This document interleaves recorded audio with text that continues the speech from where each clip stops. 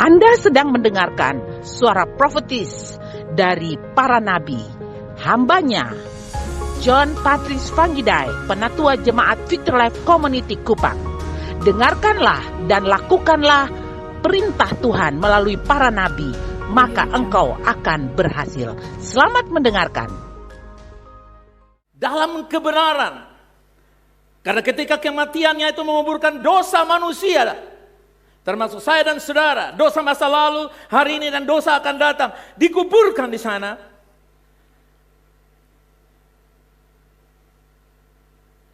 Semuanya ini Yesus lakukan untuk menebus dosa kita, supaya kita mengalami sebuah konversi pengampunan.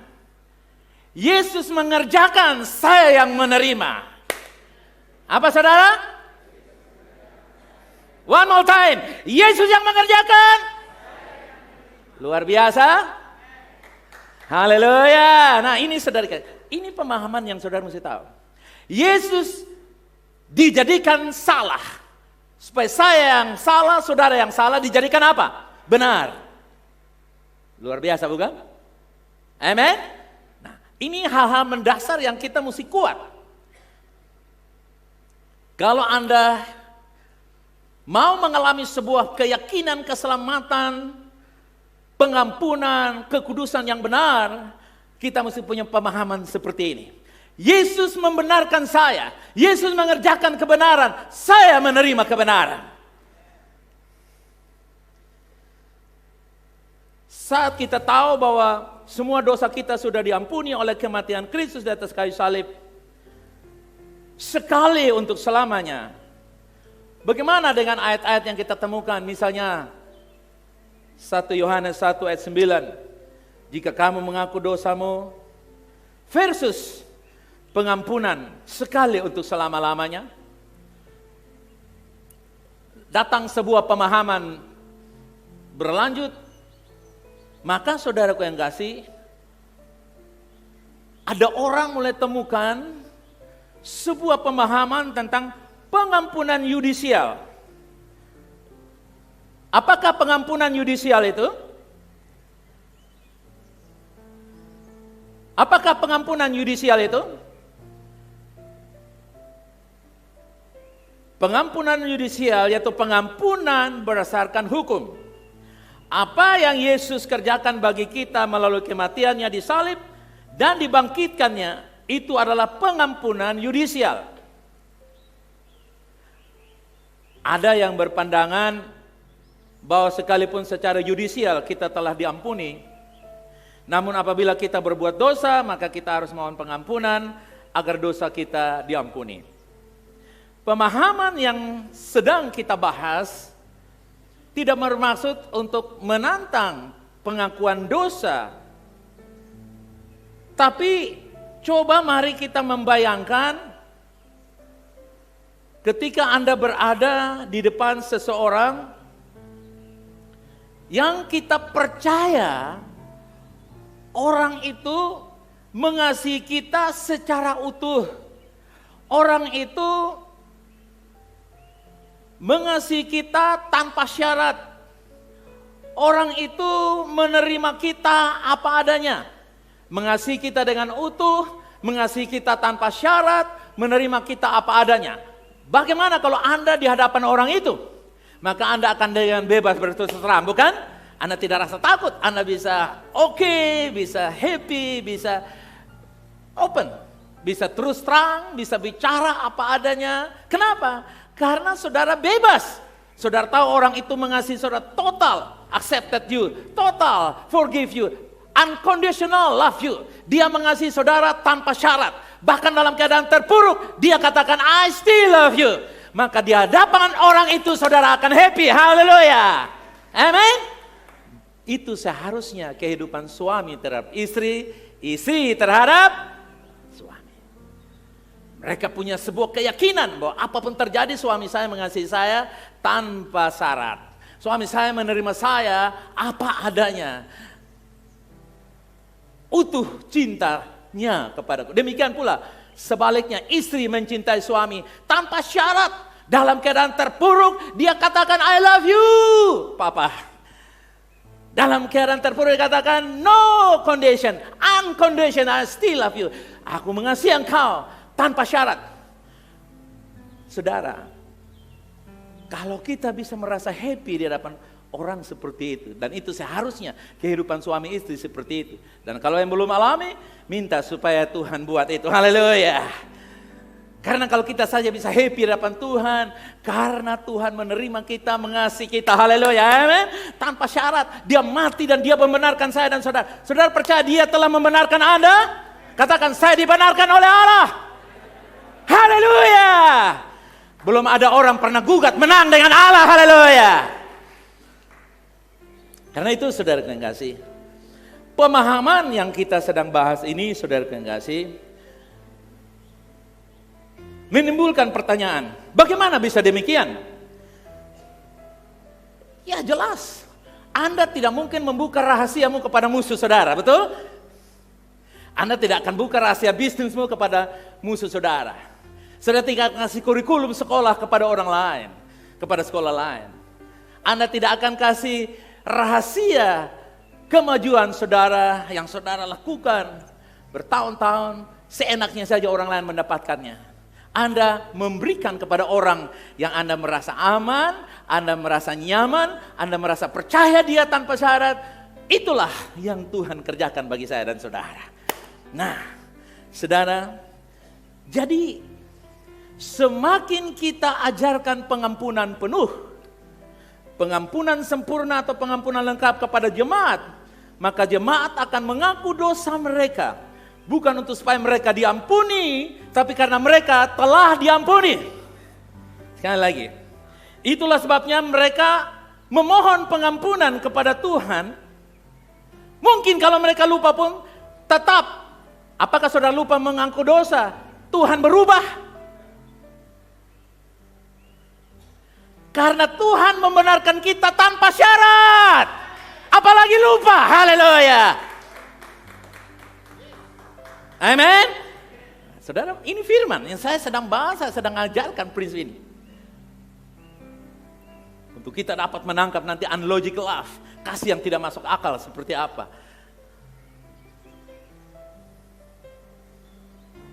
Orang kalau tahu dia diampuni, dia akan mudah mengakuinya. Kenapa suami suka tipu-tipu, istri suka tipu-tipu, anak suka tipu orang tua? Karena istri sudah bilang, lu berani macam-macam, lu mata kalau tak goyang, tak salah pi perempuan lain, becopot lu hati. Mata yang salah, hati yang dicopot. Sebaliknya juga, kata suami kepada istri. Berani orang lain sonto, lu pun kode, lu pun kebaya, dunia rata. Akibatnya orang takut. Dia ada curhat dengan orang di kampung ya, bukan di kantor, di kampung ya. Dia ada terbuka dengan orang di Facebook dan sebagainya. Oke, tapi ketika dia berurusan dengan suami atau istri, karena dia tidak mendapat kenyamanan, maka tip-tip, tip-tip tambah namanya apa? Tipu-tipu. Saudara, kenapa dengan Tuhan kita bisa open? Karena Tuhan mengampuni kita tanpa syarat.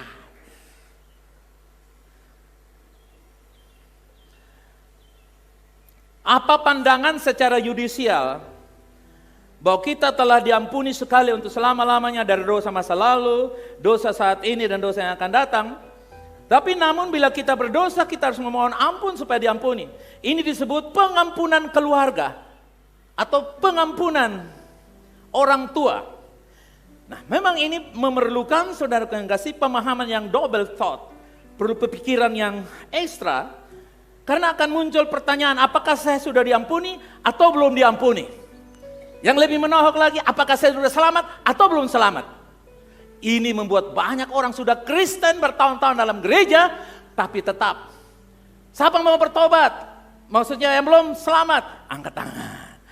Nanti datang lagi, mau terima Yesus lagi. Kenapa? Mungkin hal ini sederhana, tapi bagi mereka masalah karena mereka tidak punya keyakinan. Kenapa? Karena tidak atau memiliki pemahaman yang separuh benar.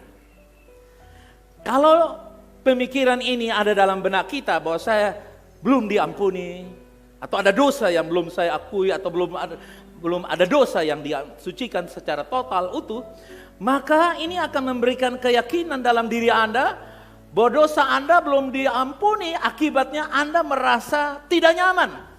Padahal saya mau kasih tahu saudara, perhatikan, kenyamanan kita pada apa yang Kristus kerjakan. Rasa aman saudara bukan karena self-occupied, bukan karena kita mengerjakan kesucian, tapi rasa aman kita karena Yesus membenarkan saya dan saudara. Amin. Itu yang menjadi rasa. Katakan, rasa aman saya karena Yesus membenarkan saya. Go! Yes. Amin. Ada pandangan yang mengakui pengampunan yudisial ini, namun tidak mengakui pengampunan keluarga atau orang tua. Dengan memakai ilustrasi seorang anak yang berdosa terhadap orang tuanya akan kehilangan persekutuan dengan orang tuanya sampai anak itu memohon pengampunan. Artinya, orang tua menyimpan kesalahan anaknya sampai anak itu memohon pengampunan. Dan kalau anak itu tidak mohon pengampunan, selamatlah engkau. Artinya dia tidak mendapatkan pengampunan dari parent atau orang tua atau keluarga. Mungkin hal ini bisa diterapkan dalam keluarga tertentu sebagai hal yang benar. Tetapi kalau hal ini diproyeksikan kepada Tuhan, sebagai Bapa memperlakukan kita anak-anaknya, di mana Tuhan menunggu sampai kita minta ampun baru, kemudian Tuhan mengampuni kita dan memberikan kita kembali dengan hubungan yang baik dengannya sebagai Bapa dan kita anak-anaknya, maka itu sulit karena manusia dalam keadaan tersesat, dalam kegelapan, tertuduh. Manusia dinaungi oleh kegelapan dan maut. Bagaimana orang dalam gelap dan maut merasa berdosa bisa menghampiri Tuhan? Berarti sampai kapanpun tidak ada rekonsiliasi antara manusia dengan Tuhan.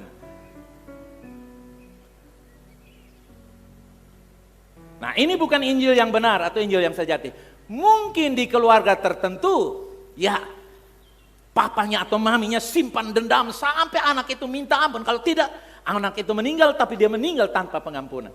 Bisa ada di tengah-tengah umat manusia. Tapi dengan Tuhan Anda tidak bisa memakai itu. Oh, karena keluarga saya menyimpan dendam saya sebagai anak bersalah kepada orang tua tidak memakan, maka Tuhan pun demikian. Tuhan tidak seperti itu. Injil yang benar tidak seperti itu. Bagaimana Tuhan sebagai Bapa memperlakukan anak-anaknya yang kehilangan persekutuan dengan Dia?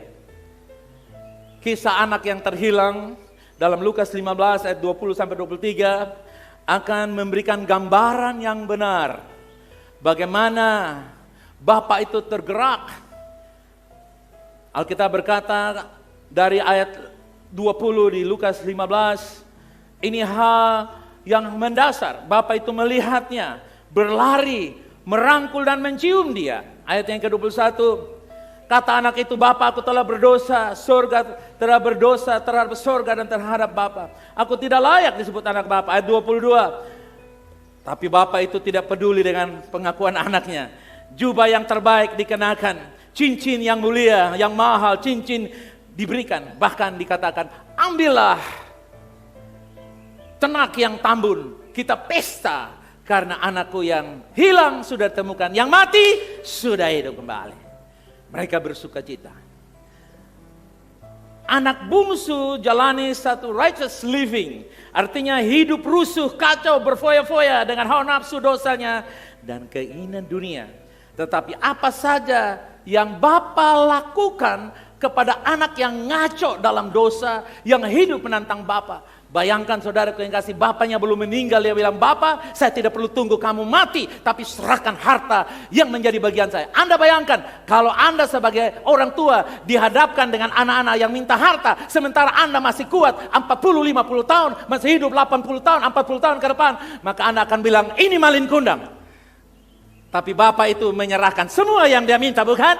Ketika dia jalankan hidup yang berfoya-foya, hidup yang ngaco, dia terpukul, terantuk, lalu dia punya kesadaran. Nah, kita lihat ada beberapa hal, 9 hal yang tidak logis atau yang tidak masuk akal yang ayah lakukan pada anak yang terhilang ini. Yang pertama, melihat simbol dari selalu menaruh perhatian kepada anaknya. Yang pertama apa, saudara? Bayangkan, tidak tahu kapan.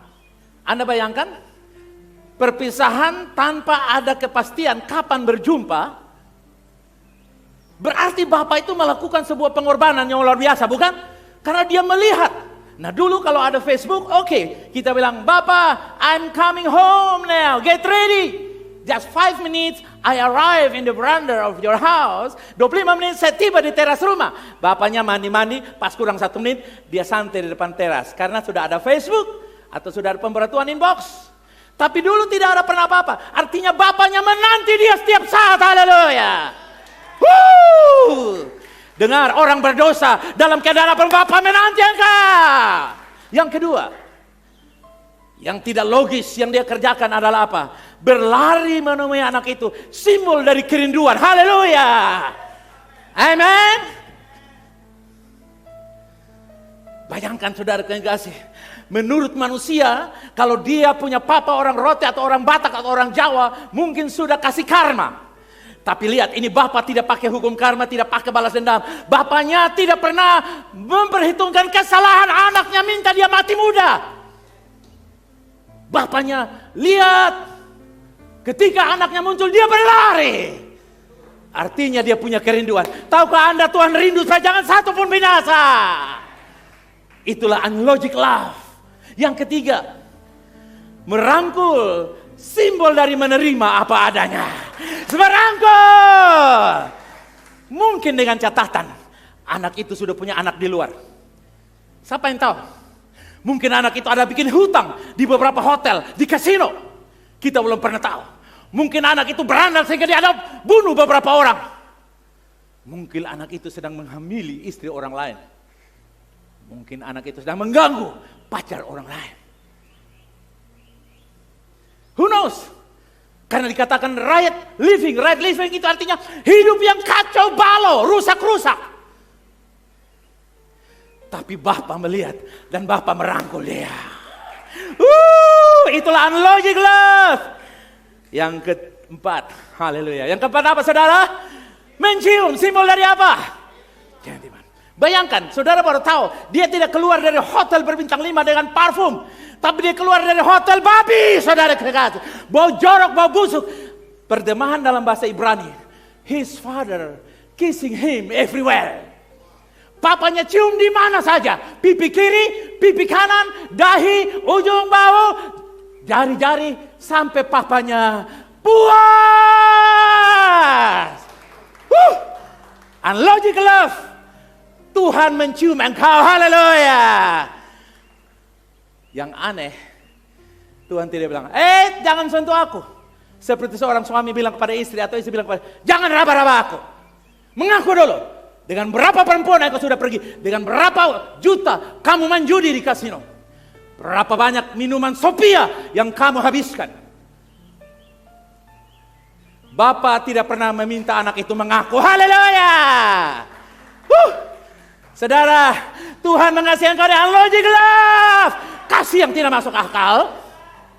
Bayangkan dalam keadaan terpuruk, Tuhan mencium Anda dan saya. Haleluya, amen. Kalau Anda mengerti prinsip ini, Anda tak tergoyahkan. Walaupun ada 1000 lidah menghakimi engkau. Amen. Yang kelima, kenakan jubah baru. Simbol dari apa? Simbol dari apa? Bapak tidak tunggu dia doa puasa. Doa puasa anak yang terhilang. Bapak tidak tunggu dia ahli bikin sajak, ahli bikin puisi, ahli menghafal Taurat. Bapak merangkul dia dan memberikan dia jubah baru. Artinya apa? Pembaruan demi pembaruan. Seringkali kita tunggu orang bertobat. Suami lu sana bertobat, lu jangan maaf. Istri sana bertobat, jangan kira. Anak, lu lagi beta yang melahirkan lu pembapa benih datang di beta berarti lahirkan lu bukan mirip beta, lu dapat telapak kaki kalau lu tidak minta maaf kepada mama. Tapi dengar, Tuhan tidak seperti itu. Haleluya. Dia merangkul, mencium, katakan jubah baru diberikan kepada saya. Hidup yang baru. Seringkali hidup kita yang lama 5 tahun diingat-ingat, tapi dengar, Tuhan tidak ingat yang lalu. Tuhan berikan kepadamu new robe. Katakan jubah baru, saya terima dalam nama Yesus. Amin. Yang keenam. Yang keenam apa saudara? kenakan cincin. Wah. Wow. Cincin ini artinya lambang otoritas dan wewenang. Bayangkan anak baru foya-foya, Tuhan buka cincin. Anak dalam keadaan gagal, Tuhan percaya dia. Saya percaya kalau ada suami yang mengantarkan istrinya berselingkuh, istrinya tidak akan berselingkuh. Istri ketemu pemainnya itu dan dia katakan, maaf, suami saya tunggu di luar. Mari keluar dan kita minta maaf dan lu bertobat. Kalau ada suami yang mengantar istri, kalau ada istri yang mengantar suami selingkuh dan minuman keras, suami tidak akan lakukan itu. Kenapa? Kasih mengalahkan segalanya. Tapi yang terjadi adalah ancaman dan hukuman. Yang terjadi adalah balas dendam. Yang terjadi adalah bully. Yang menghancurkan orang yang sudah hancur ditimpa dengan tangga. Dan tangga itu didobel-dobel lagi dengan tetangga.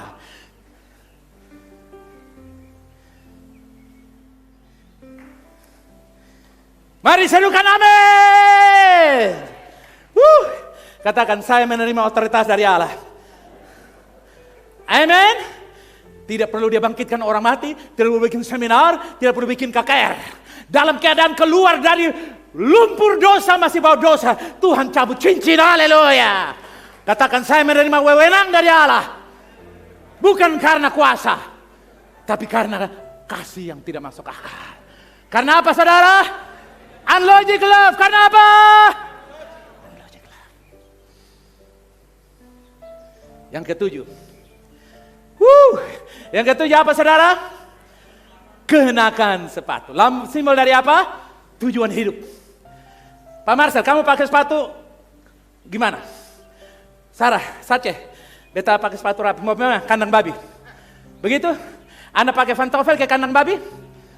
Pakai pantofel karena punya tujuan. Saya sekretaris wali kota. Saya sekretaris Kepdes. Haleluya. Sepatu artinya tujuan hidup. Saudara kau, ketika Anda tahu tujuan hidup, dosa apapun tidak dapat menahan engkau. Tujuan mengalahkan segalanya. Amen. Yang kedelapan. Yang kedelapan apa, saudara? Merayakan dan bersukacita untuk anak yang kembali kepada Bapa. Tahukah Anda tiap kali engkau datang pada Tuhan, Tuhan merayakan engkau? Tapi seringkali kita sudah menjadi anak yang sulung.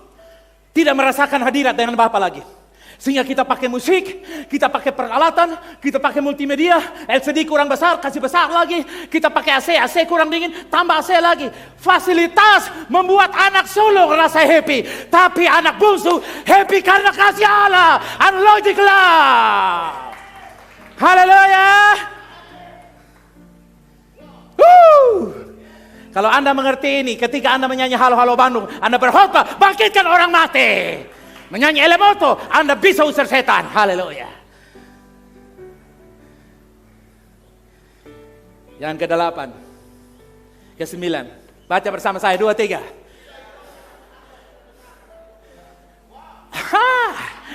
Alkitab berkata, Bapak tidak mau tahu. Bapak seolah-olah tuli terhadap dosanya. Dengan kata lain, dia punya pengampunan tidak diterima oleh Tuhan. Karena Tuhan bilang, lu minta ampun atau sonde sama saya. I still love you with unlogic love. Katakan haleluya. Kasih pujian dong bagi dia. Come on, come on.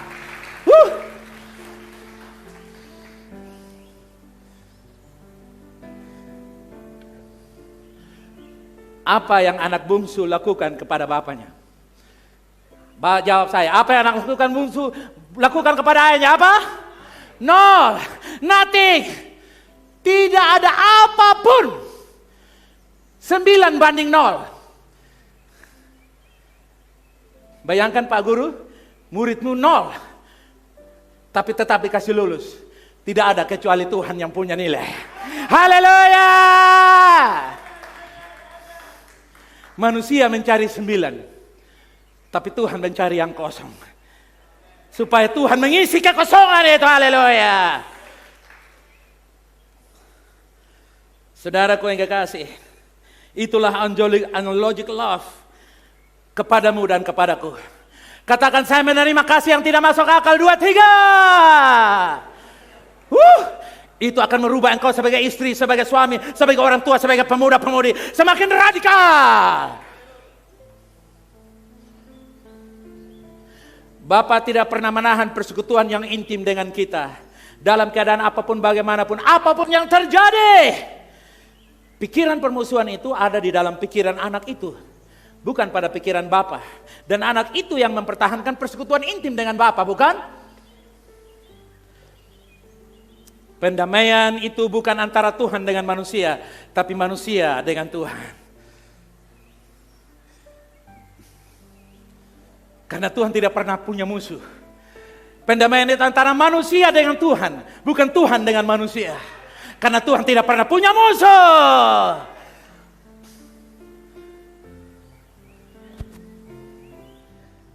Dua Korintus 5 ayat 19. Sebab Allah mendamaikan dunia. Allah mendamaikan dirinya dengan dunia atau dunia dengan dirinya? Yes. Jadi dunia yang bermasalah. Allah datang bereskan persoalan manusia. Jesus is the answer of the world. Yesus jawaban dunia ini. Yang setuju katakan yes. Permusuhan ada dalam pikiran manusia terhadap Tuhan. Bukan Tuhan terhadap manusia. Itulah sebabnya pertobatan harus terjadi dalam pikiran manusia. Metanoia artinya apa, saudara? Metanoia artinya apa? Changing of mind. Perubahan pikiran. Not self-occupation. Bukan usaha diri sendiri. Pertobatan adalah perubahan pikiran, bukan pertobatan dari berbuat ini dan itu. Self-occupation, pekerjaan diri sendiri. Pertobatan yang benar adalah pembukaan rahasia wahyu yang segar tentang Yesus Kristus, yaitu pertobatan, perjumpaan terhadap Tuhan. Seringkali orang bilang begini, lu mesti bertobat dari marah-marah. Pernah dengar begitu? Beta mau bertobat dari malas berdoa. Beta mau bertobat dari marah-marah. Beta mau bertobat dari kikir tidak pernah memberi, apalagi persepuluhan. Saya mau bertobat dari itu, namanya self-occupation. Artinya pekerjaan diri sendiri yang pernah dilakukan oleh Luther. Tidur di atas atau berbujur atau menutupi atau membalik-balik badannya di atas salju yang dingin. Self-occupation.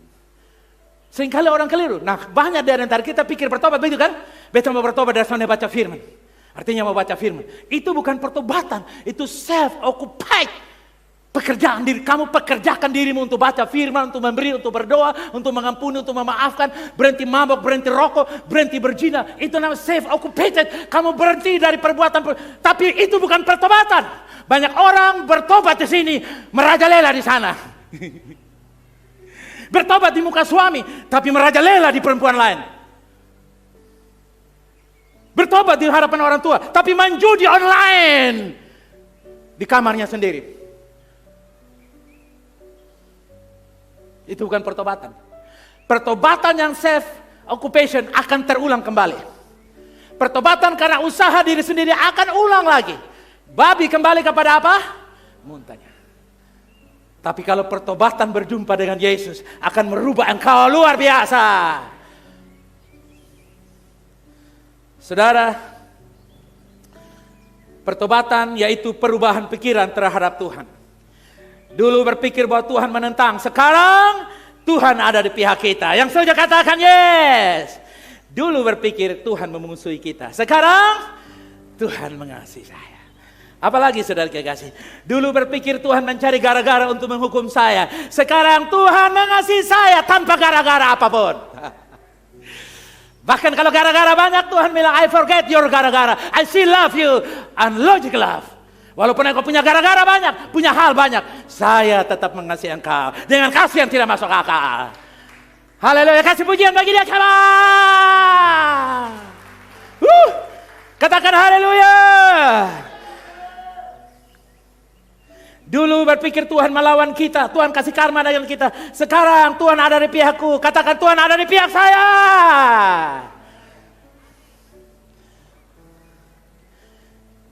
Tuhan tidak membencimu, tapi Tuhan mengasihi engkau.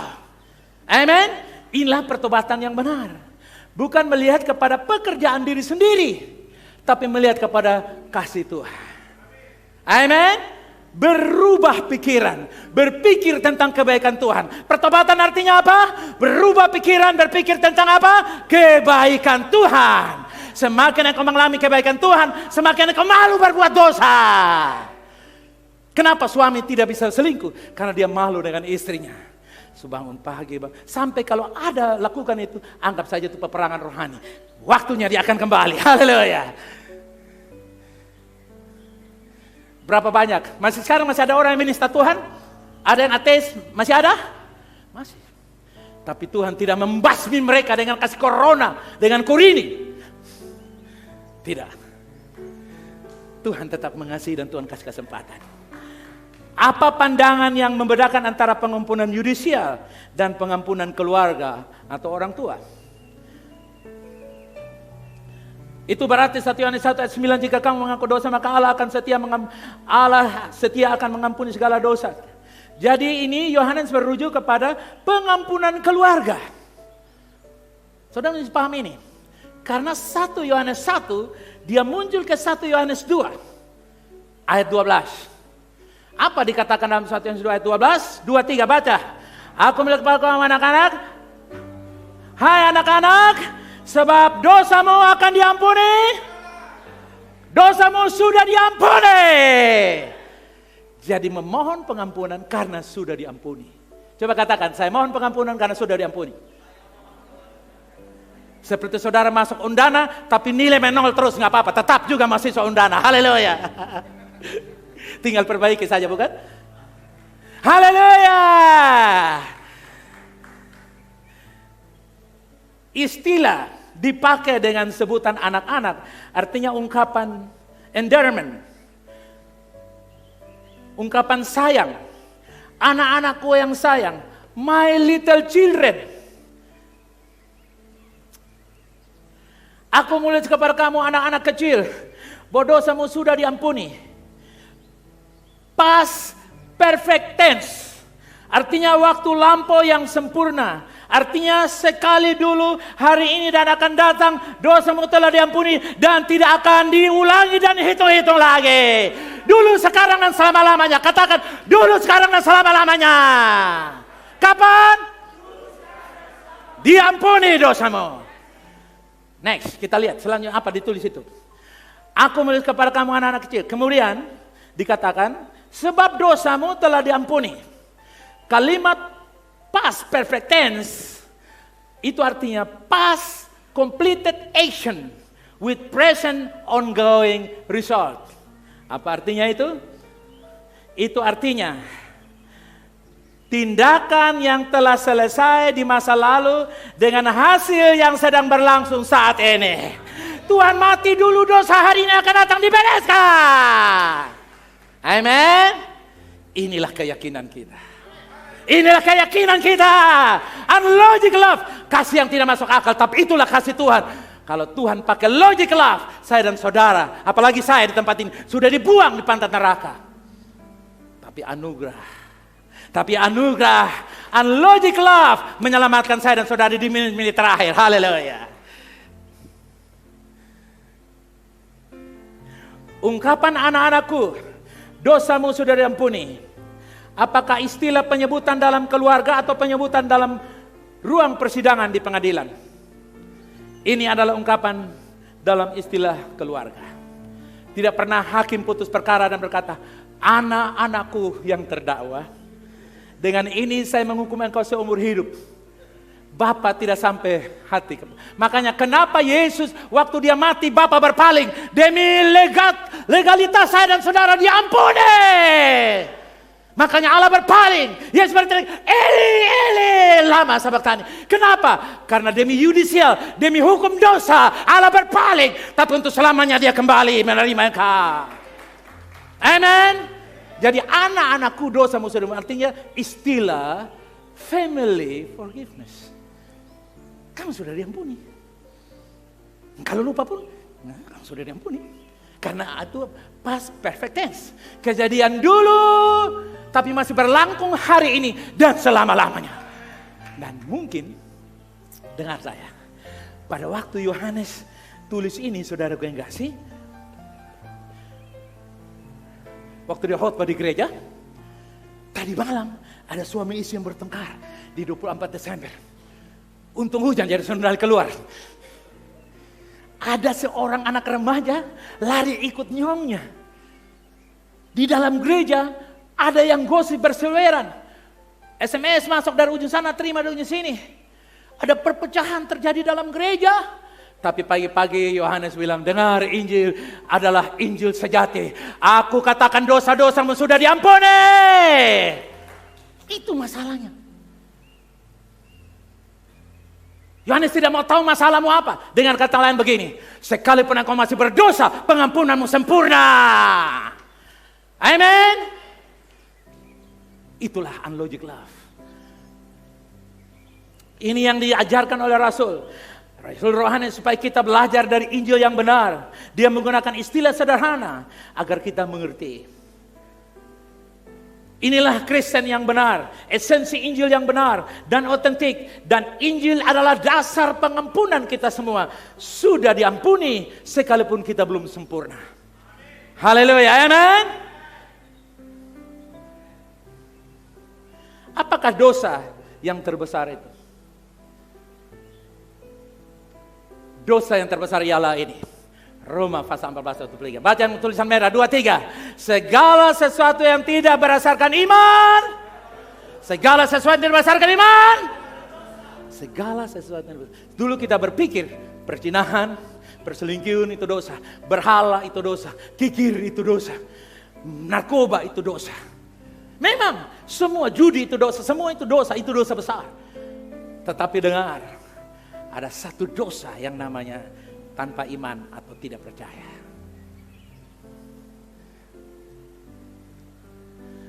Wahyu 21 ayat yang ke-8. Tetapi orang-orang penakut dan orang-orang apa? Yang masuk rentetan atau rombongan masuk neraka dalam barisan yang panjang. Yang pertama orang-orang yang bagaimana? Yang kedua yang tidak beriman atau yang tidak percaya. Mereka yang pimpin rombongan, mari maju, masuk mati neraka, api neraka. Siapa takut? Jangan masuk.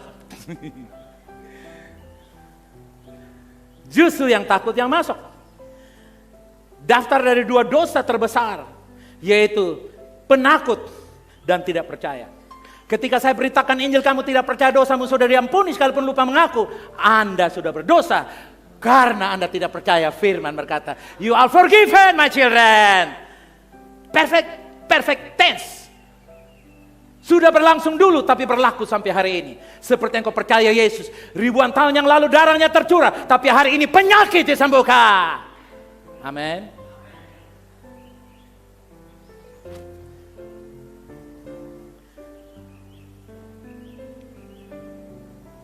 Itulah sebabnya akui ketidakpercayaan kita. Akui rasa takut kita untuk mempercayai semua yang Tuhan firmankan. Jangan hanya mengaku dosa-dosa yang tadi saya bilang itu. Dan selanjutnya kalau saudara baca Wahyu 21 tadi, orang keji, orang pembunuh, orang sundal, tukang-tukang sihir, penyembahan berhala, dan semua pendosa, mereka akan berbagian dalam lautan api yang menyala, api dan belerang. Inilah kematian. Saudara, orang sundal itu apa? Diterjemahkan orang sundal itu pornos. Dilanjutkan Indonesia, pornografi. Jadi Anda yang suka nonton pornografi, waspadalah. Kan Anda sedang diterseret tanpa sadar. Ada dalam barisan yang dipimpin oleh apa tadi dua? Apa dan apa? Penakut dan tidak percaya.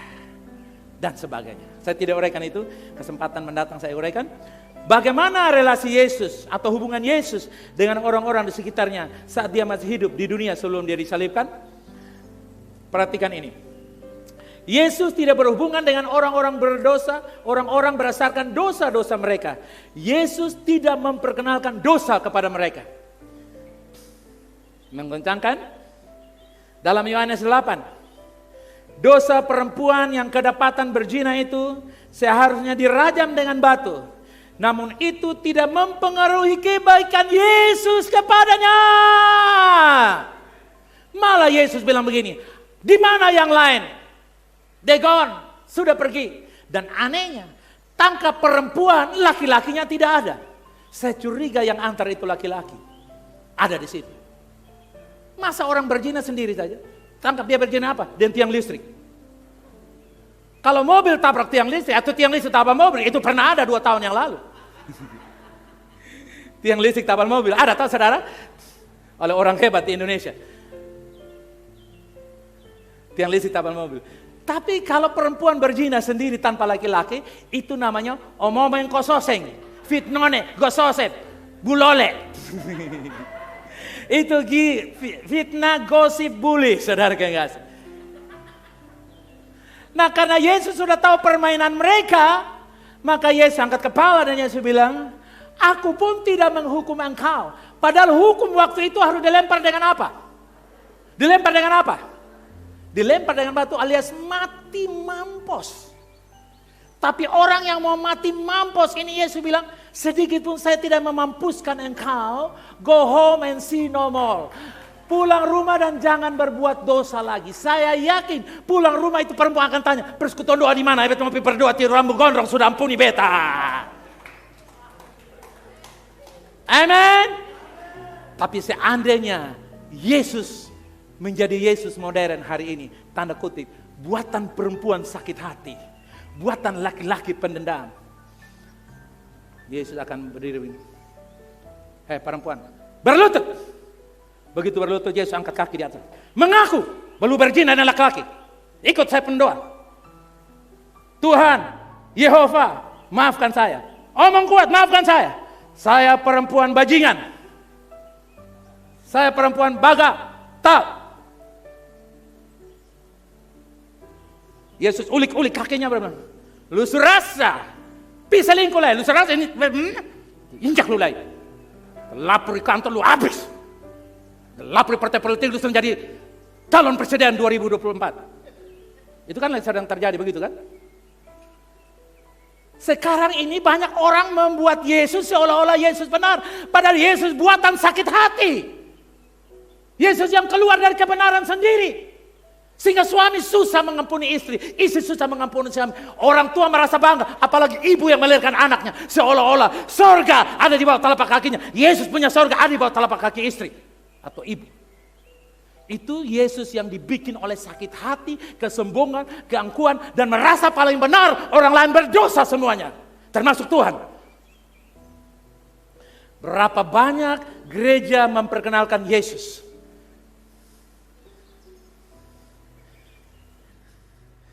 Jawab pertanyaan saya. Speak to me now. Bicara kepada saya. Berapa banyak suami memperkenalkan Yesus kepada anak-anaknya? Berapa banyak istri memperkenalkan Yesus kepada anak-anak? Berapa banyak orang tua memperkenalkan Yesus kepada anak-anak? Berapa banyak suami memperkenalkan Yesus kepada istrinya? Istri memperkenalkan Yesus. Yesus yang harusnya berkata, lempar dia double-double pesan trek Fuso yang 12 roda, muat batu dari kali yang ukurannya seperti roti moka, dedek di kepala otak. Sudah pikir Yesus sambung lagi dan suruh lempar. Sudah pikir Yesus sambung lempar, suruh lempar. Sampai dia mati halus. Tapi Unlogic Love berkata, aku tidak menghukum engkau.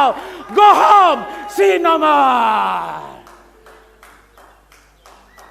Itulah cara Yesus mempropagandakan pertobatan tanpa kata-kata bertobat, tapi batin yang berubah. Bukankah kita yang bertobat hidup-hidup dengan Tuhan sungguh-sungguh karena batin kita berubah? Amin.